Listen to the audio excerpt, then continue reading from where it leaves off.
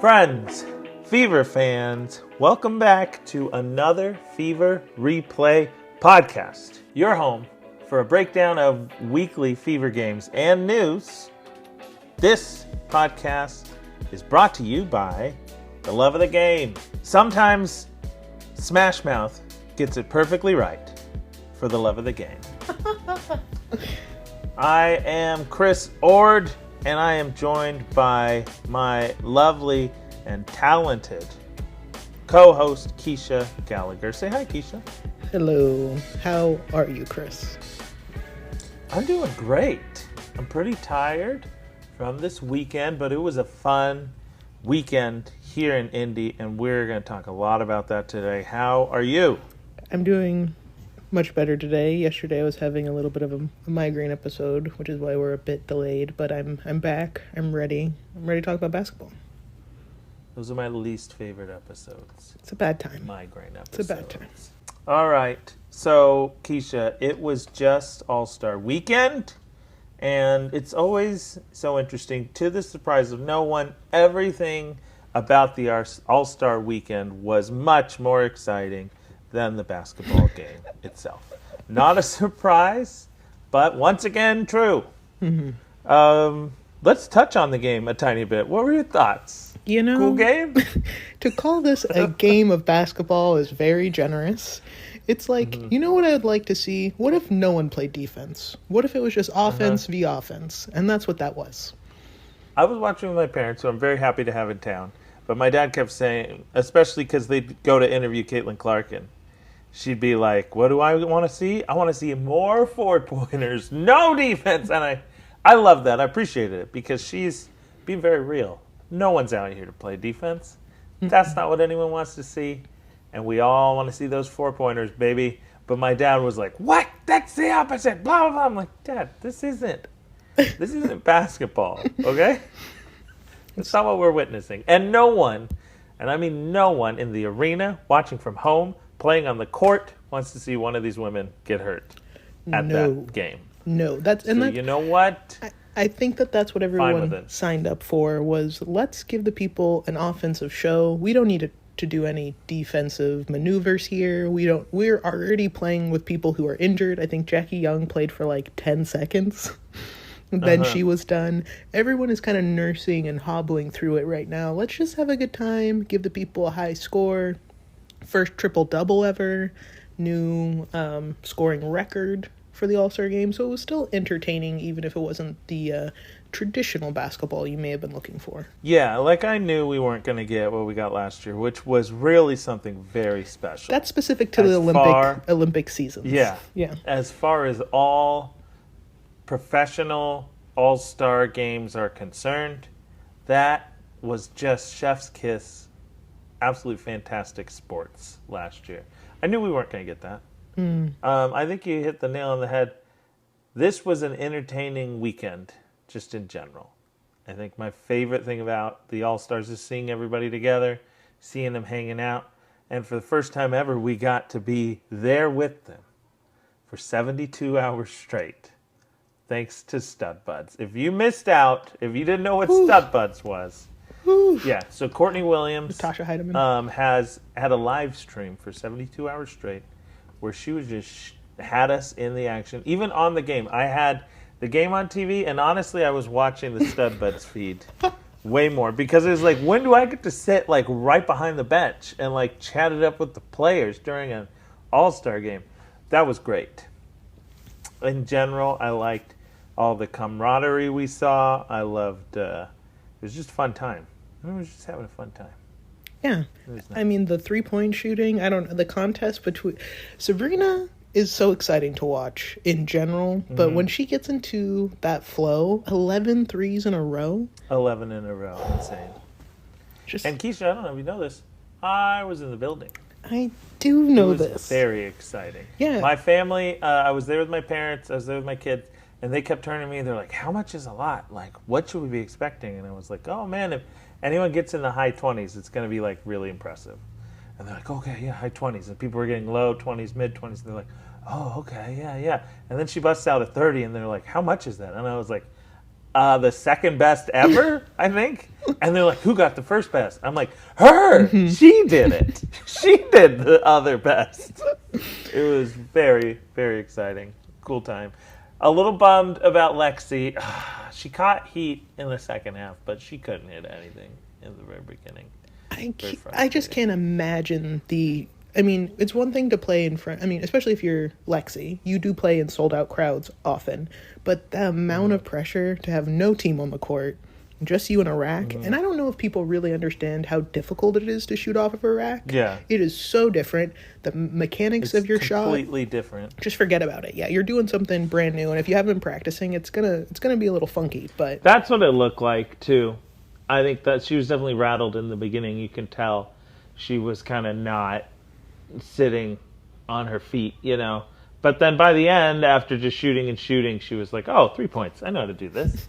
I'm actually one of the best at this." So it was fun. It was fun. The whole indie crowd, obviously, between Lexi Hall and then during the skills challenge with Eweezy, Erica Wheeler, they both were like home field advantage for sure. Mm-hmm. The DJ kept being like, "Let's hear it for the other teams," and we were like, "Nah, if they don't do something crazy cool, we're really rooting for these two ladies." I hope you know this. Yeah. The only thing but Sabrina did do something crazy cool. Yeah. The only thing I feel like didn't get enough praise though was like Sabrina also gave half of her winnings to Sonia Citron, which Super is cool. So cool. And I know she was really so nervous. Sweet. Mm-hmm. And that was the reason, too. Like, I love that reason. Yeah, I gave half of it to Sonia because she just seemed so nervous out there, and I was just proud of her going out there and doing it, and I know how much pressure there is. And so I just wanted to throw it to her. And it's like, what? Come on, that's like a cool reason. It's an and not like the standard, it's not like the standard, like, athlete, like, oh, I did it like, you don't hear people say that. Oh, there was a rookie here, they seemed nervous, so I wanted to throw them my winnings. Like, what? Half. No, that's not a thing. Not even like, here's 10K, thanks for showing up, I know it was tough, you must have been stressed. Half of my winnings. Half of them. Yeah. It's pretty crazy. Very cool. No, that was the cool thing. It felt like the WNBA players were like a connected community this weekend. That's what it felt like 100%, which was really cool. Especially because the media likes to pit everybody against each other. Especially like, we hear about Caitlin all the time. And you didn't really get a whiff of anything. Everyone's just having a good time. Like, she's hanging out, everyone's hanging out. It didn't really seem like anybody's treating anybody different. No. We're all just... And I think that was really special with the coverage that you got over the weekend, especially coming from the stud buds. But like, these are just friends who have a passion for basketball, who finally got together and didn't have the stress and the concerns of the schedule and the lineups and the rosters and plays. It was just an opportunity to hang out and do something you love to do. Like, that's great. I'm glad that we get to see that and that it's continuing to grow, become this larger event, especially for the women, considering how hard they've had to work to even get to a platform like this where you can have winnings like that.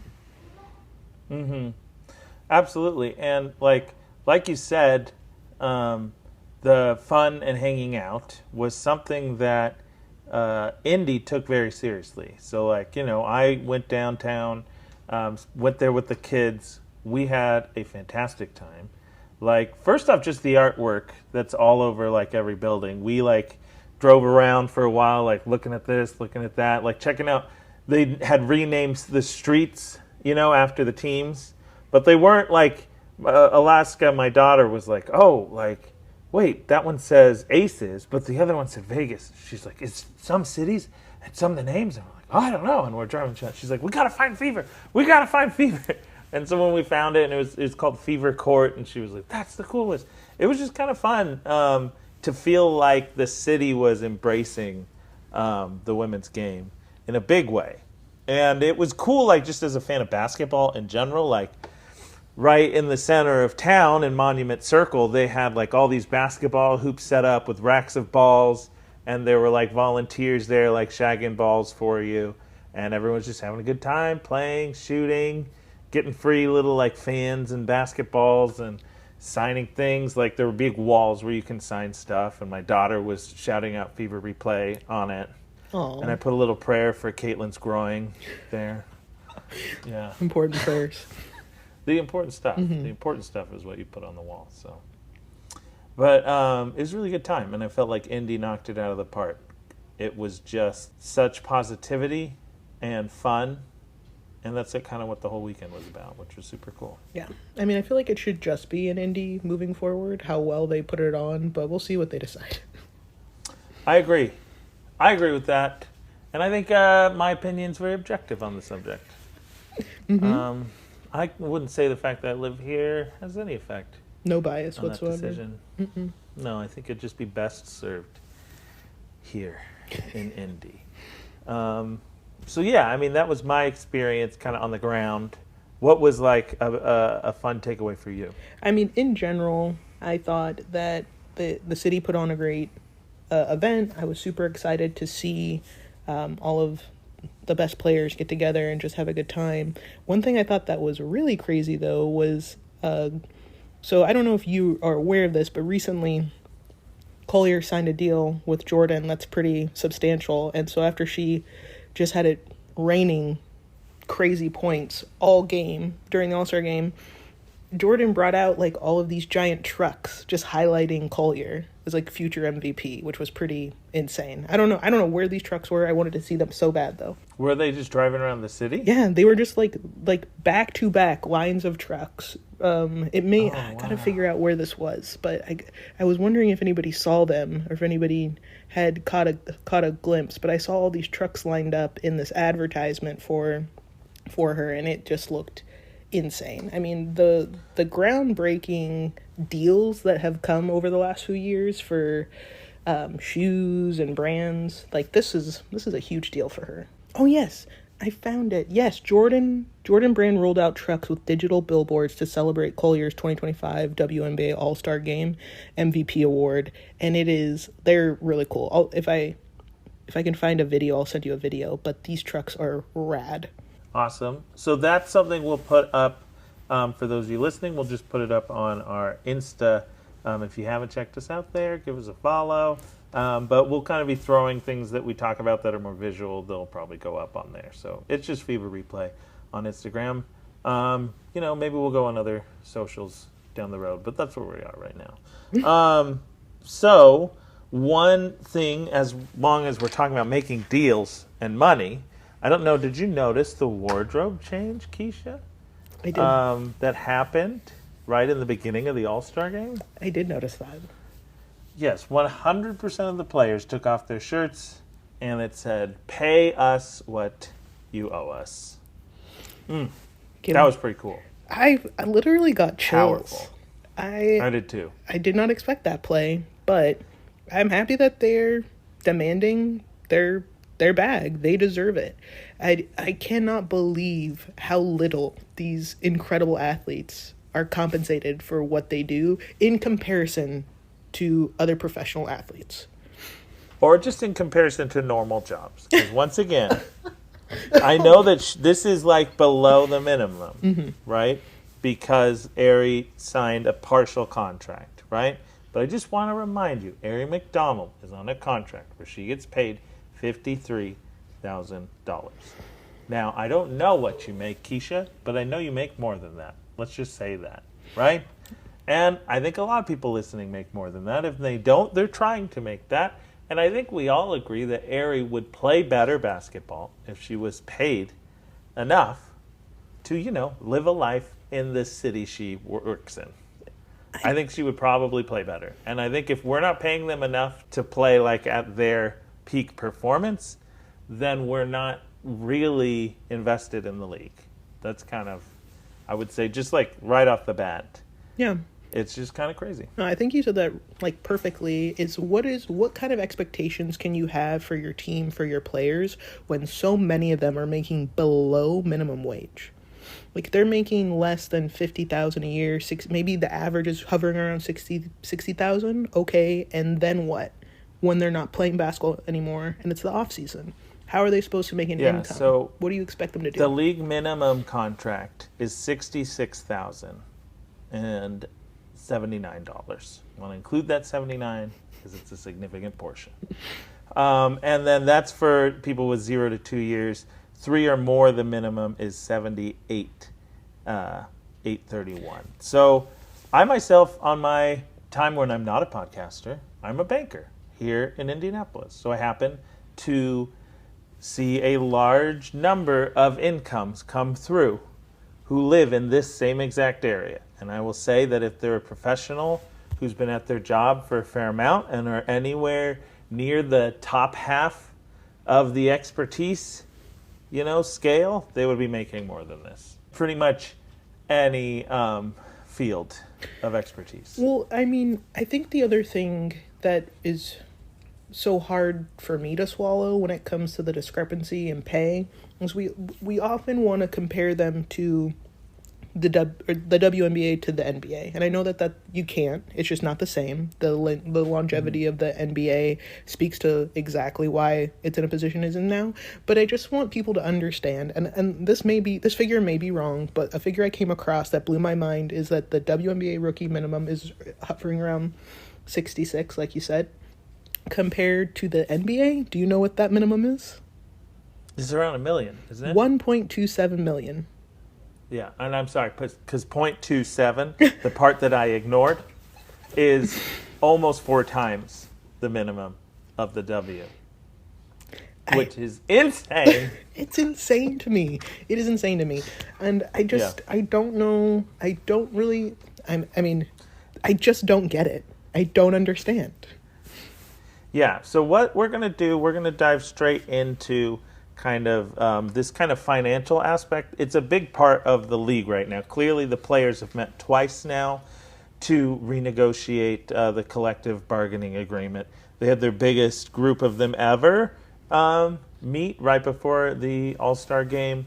No one's really happy about how the meetings are going on either side. Mm-hmm. And one of the things I want to address is you hear it over and over and over and over and over again, ad nauseum, that why could they get more money if the WNBA loses for $40 million a year? And I think that's a good question if misinformed. So we're going to kind of talk a little bit about that. So as I said, I am a banker during the day, and one of the things I focus on is businesses. So I think it's really important right off the bat to give some context on what it means to lose money each year, right? Because most people, I think, don't run a business. Most people are just kind of their own person. And if you thought, gosh, I'm losing money each year, that would mean that you probably are now homeless, right? Like, we all need to be making money. But the fact is, like, personal finances and business finances are very, very different things.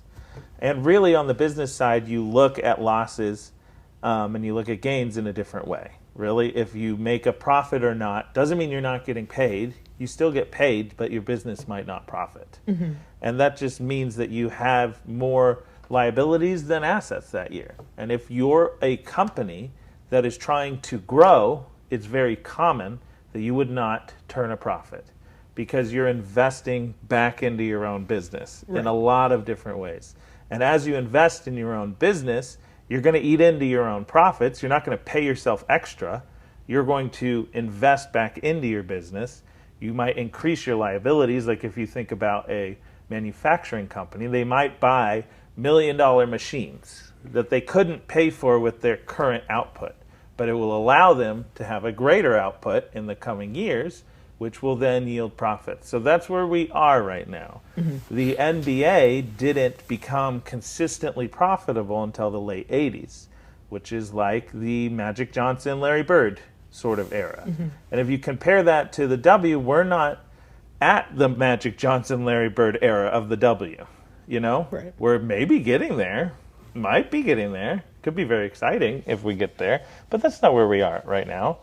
And when we talk about this growth that we're seeing, you know, a new TV deal that's coming out next year. We're seeing crazy record setting attendance, crazy record setting viewership, crazy record setting jersey sales. This is not the time to put your foot on the brake, right? Now's the time to put your foot on the gas. Like if we want to actually capture all this attention, you want to invest in the thing that's going to help you get better. And the thing that is going to help the WNBA get better is the players. That's the product. The whole product is the players. Mm-hmm. Anything else that the money is doing, if you're talking about profitability, could not be more important than making sure the players are happy and able to perform at their very best. And as we discussed, like, this amount of money isn't enough. Mm-mm. Like, someone who lives in the Indy area needs to make more money than this. So they would have to get a second job outside of the WNBA, which, if you had a second job on top of yours, you're probably going to underperform at your job. That's just how it works. Also, I mean, for those who may not know, there is no off season. Like, there is an off season, but there's not, because you're a professional athlete. And especially if you're a female athlete in the WNBA, these women regularly get waived, added back, won't play for 2 or 3 seasons, have to go overseas, play in 3-on-3 in Europe, will maybe find an opportunity to try the 5-on-5 off seasons that don't compete with the WNBA. There is no break. You have to constantly be in shape. You have to constantly be at the tip top of performance. There are no days off if you want to stay relevant. That is so demanding. And then you're still not getting paid. It is crazy. It is. So when we look at, that was just context, right? So then when we look at the numbers of the 40,000 supposedly. So when we look at that number that was stated, that was a number stated by both the WNBA representatives and also the NBA ones. But they didn't say this with a financial report, just for the record. Right. The actual line-by-line finances of the WNBA are super murky. Every once in a while, someone will throw a number out, and it's like, okay, hopefully we believe that. You know what I mean? Mm-hmm. They didn't say, oh, this is the case because money goes here, money goes here, money goes there. That's why we're losing this much. They just said, oh, yeah, we lost that much. One thing that was stated was that Adam Silver, who is the commissioner of the men's league of basketball, known as the NBA, said that it costs the NBA $10 million a year. Now, for context's sake, $10 million a year is 10 minimum players. That's nothing. Just for how much money that is. That is 10 minimum level contract players, like some guy that you're like, oh gosh, we could use one more tall person. I'll pay you, sir. Come up from the G League so you can sit on the bench in case someone gets hurt. That's how much. Exactly 10 players is how much. So when people say, oh, the NBA is like the only thing holding it afloat, it's like, no, yes, they pay some money in, but they pay $10 million. That is not a significant sum to the NBA, just for the record, right? And then when we look at, for instance, they're saying that this new media package, because the old one is going to end at the end of this season, and then we get a new one in 2026, is said that it's going to bring in $2.2 billion over the next 11 years. $2.2 billion, right? Over the next 11 years. So that will considerably increase the W's take from its present $60 million. So this concept, this is the reason we want to lock up, the players want to lock up their pay now. Because the money is coming, and if it doesn't go to them, it's going to go somewhere else. And the question is, why would the players stay here? Why wouldn't they just go play like in Australia, where they'll get paid better? Or in Europe, will they get paid better? Or in China, will they get paid better? Why would they stay? They want to stay.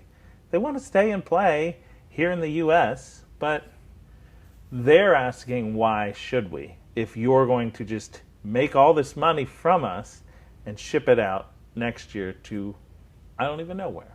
Nobody knows where. Yeah. No, it's pretty infuriating to have to defend why someone who works as hard as these women do deserve more money.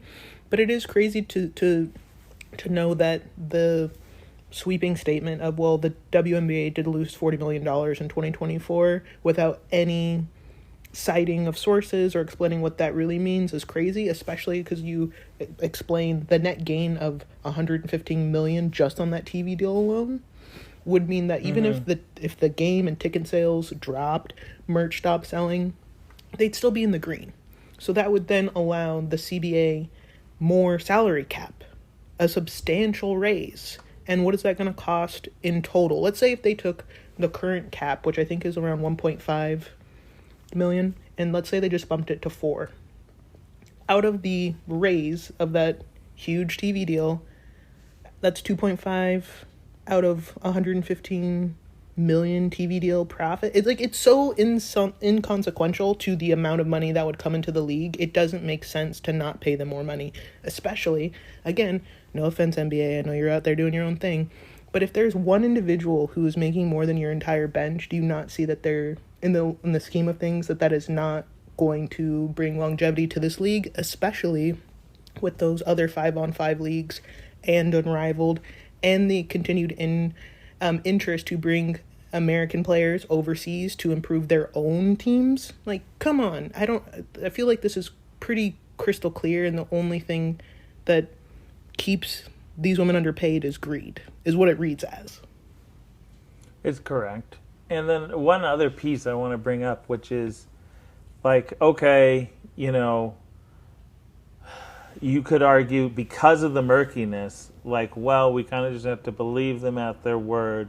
They're losing money, yada, yada.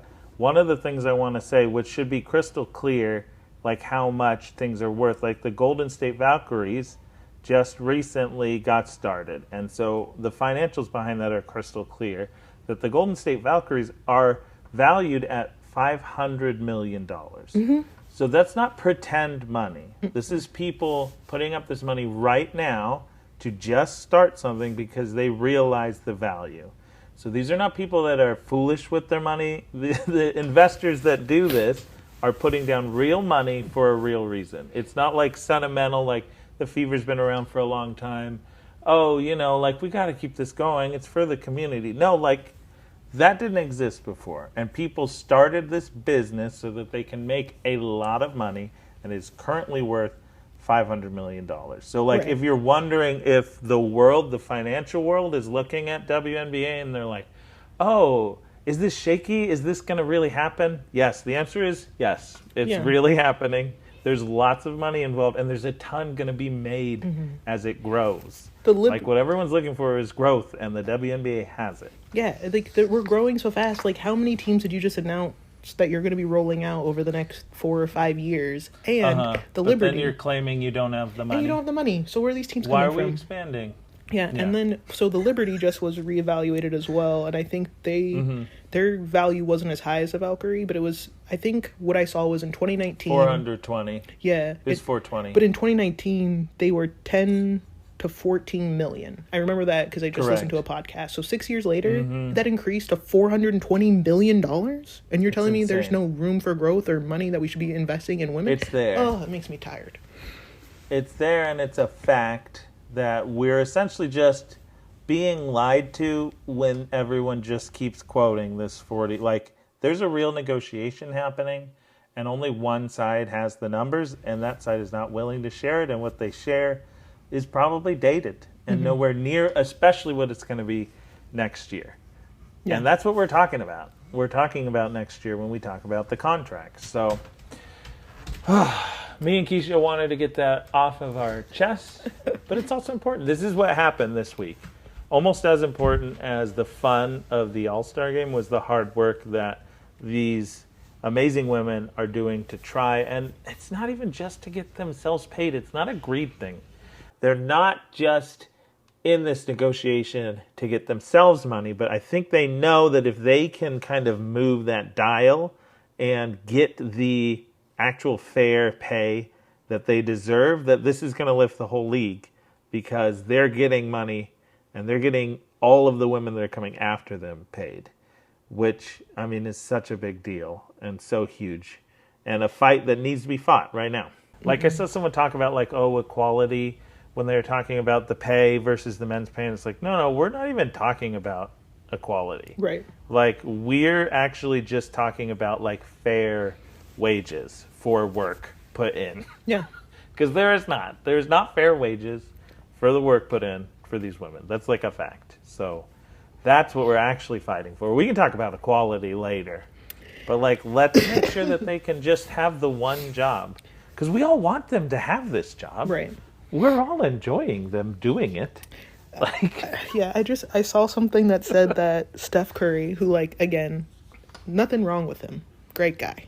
Great shooter. Mm-hmm. He's getting paid. Maybe change the game of basketball forever. He might have. Oh, maybe. Who knows? Steph Curry. And I would say that you could say the same to some of our current women in the WNBA have changed positions and how we look at basketball.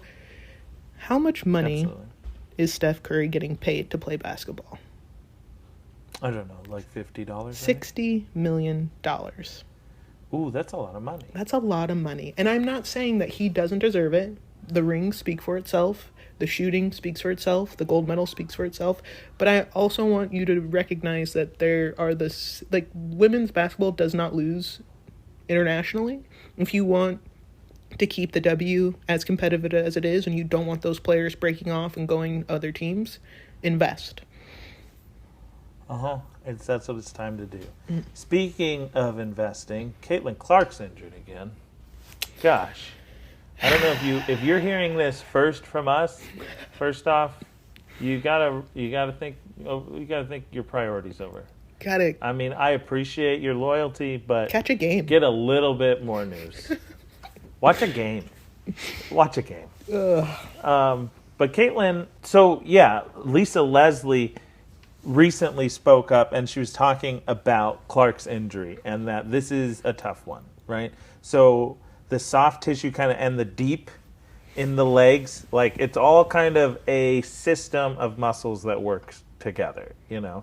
So when it was her quad, that most likely, we're not doctors here, because of HIPAA, we're not going to get exactly what happened inside of Caitlin's body.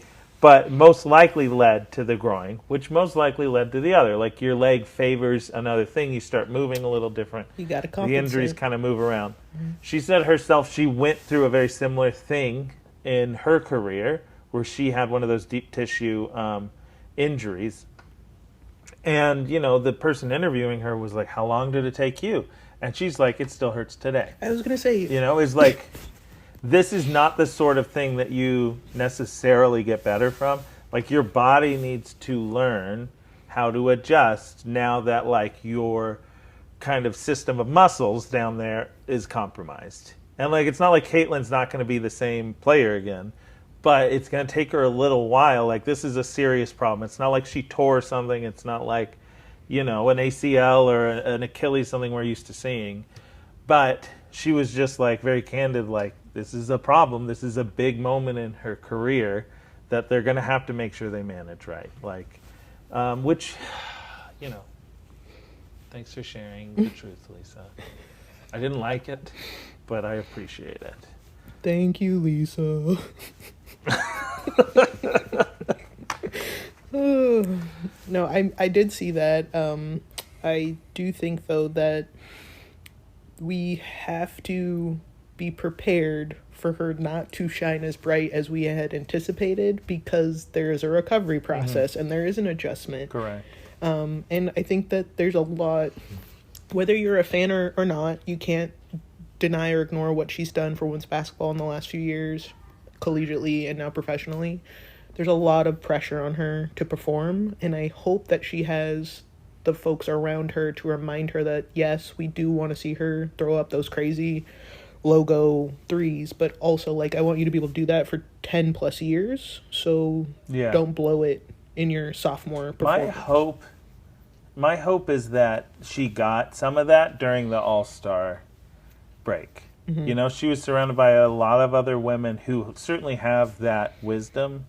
It would be fantastic if a couple of them were like, hey, we see what you're going through, like, you're a big deal, like, just chill, even if, let's say you sit out all year, like, next year could be a big, huge year for you. Like, I hope that she got a lot of words like that. That's, like, in my mind, hopefully that was, like, what her experience was. Because she definitely, I agree, needs something like that. I don't know how you make choices being in her position. I could never imagine the pressure. It's really hard. So I've never had a deep muscle injury like that, but I did have an unfortunate back and leg injury when I was playing in junior college. And you're kind of always straddling the line of, I love this more than anything else in my life. I've dedicated my whole entire life to the sport. Not playing hurts me. Playing hurts me. Not playing hurts my team. Playing hurts my team. It's a real mental battle of figuring out what you can and can't get. And being honest with yourself. How hurt am I? Should I try to play right now? It's really difficult. It's especially when you're this young and you may not, and if it's your first serious injury, you may not know your body that well when it comes to really understanding how far you can push something like that. Yeah.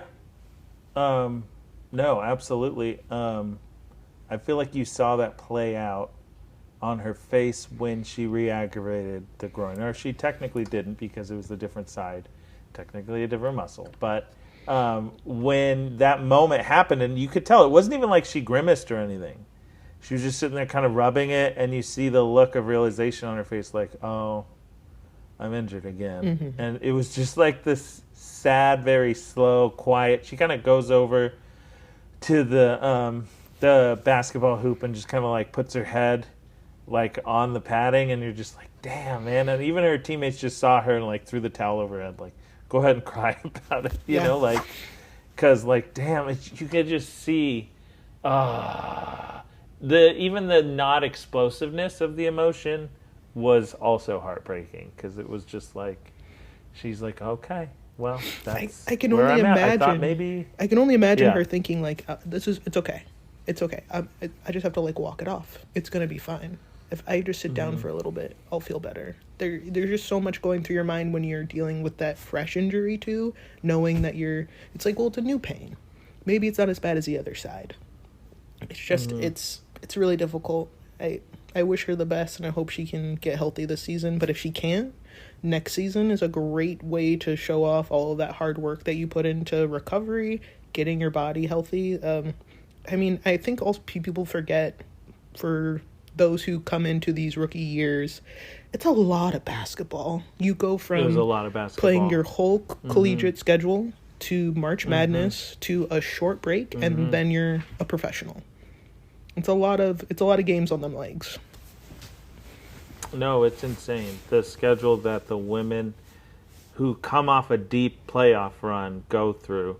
And then if you're wondering, like, gosh, I wonder, but was it a particularly difficult time? Well, you know, she only broke like every record ever during that time. So, go Hawks. Just saying, she's probably a little bit tired. Just like a little bit tired. Yeah, okay, so speaking of losses, we lost to the Liberty, and we're playing them again. I gotta say, it kind of hurt when all these Liberty players were, like, winning things. And they would be like, oh, yeah, well, you know, I guess we're sticking around here till Tuesday. See you then. That kind of hurt. I was in the stadium, and all of us were kind of like, ugh. Didn't really, you did the polite They're like, clap. wish us luck. They said, wish us luck or not. And I was like, oh, you get it. You know what? I was happy for you for a moment. Then you just had to rub that in there. Yeah. So what are your thoughts? What can we possibly do, sans Caitlin, to beat the Liberty? Can we, Keisha? Is it a thing that's possible? It's definitely possible. And again, I've said this time and time again. The great thing about this league is that it's jam-packed full of talent. And any game is a potential game for somebody to go off and surprise you. With the Liberty, it's just a really great team. They have a lot of veterans who really understand basketball, but they also are tired, they have some injuries, and they are beatable. It's a matter of taking good shot selection and not giving them a lot of second chance opportunities. It doesn't necessarily mean like letting them get offensive rebounds or things like that, but it's really more of turnovers and using the shot clock right. You have to be really critical and strategic playing against the likes of Sabrina and Sabali and Stewart. Hopefully we're prepared to be a little bit more mindful with the ball and just make better decisions offensively. That's a real way to beat New York, is you can't give up those offensive possessions without either getting fouled or getting a basket. Do you think the defensive gameplay that we saw, like versus the Lynx, for instance, is something that we can we match up defensively against New York in that way, or is it like a matchup problem? New York, it's a hard matchup because, I mean, you're looking at really big guards and posts. And again, Breanna Stewart is claiming to be a forward, but where? Like, prove it. I don't trust that as a position for you when you bring the ball up the court and you shoot threes all day long. But sure, you're a forward. So it's making Breanna uncomfortable. It's forcing Sabrina to pass and not take the threes. It's really making Natasha Cloud the main guard, keeping the ball out of Sabrina's hand and not letting Asabali, anytime we're playing against Asabali, don't let that Asabali get the ball. That's one of my biggest pieces of advice. Just a fun fact for you. And then Fibic. So you're saying Natasha Cloud, who, the one that won the skill challenge? Is that the one you're talking about? Versus Sabrina, who won the 3-point shooting challenge? Yeah. Right, so you're saying Natasha Cloud, who won the skills challenge, that's the one we need to rely on to be the main ball handler so we can win? So the thing about Natasha Cloud, though, is, yes, she has great handle, she's a great passer, but she will make more mistakes passing than Sabrina will, for sure. Okay. Which is a big complaint I had when she was with Phoenix last year. So she's super smart, but when it comes to ball handling, I'd rather see Natasha. She doesn't have that same connection with the team yet because she is new to the team. Sabrina knows where Breanna Stewart is all the time. She knows where Fibic is. She knows where Kennedy Burke's going to be. Making Cloud make those decisions, I think, is a better option for us. Yes, she has handles, but if you can contain her, force her to make the bad pass, I think that's a better look. Don't let Breanna Stewart touch the ball. Don't let Sabrina get those wide open opportunities. Those are going to always be tough, but she likes to move. She likes to take a shot in motion, so it's going to be just prevent her from getting good looks. Keep her as far away from Stewart as possible. It's going to be a tough game, but it's very, very possible. Smart choices, good ball handling, good offensive management. Okay, well, so what I hear is that we got a tough battle ahead of us, both on the court and in the boardroom when it comes to these CBA discussions. But I think our ladies can handle it. I think they can do it. So with that, I just want to say thank you. Thank you, everybody, for listening. Hopefully you guys enjoyed the All-Star Weekend festivities as much as I did, especially if you're here in Indy. But we will see you next week for another Fever Replay podcast. See you guys. Bye.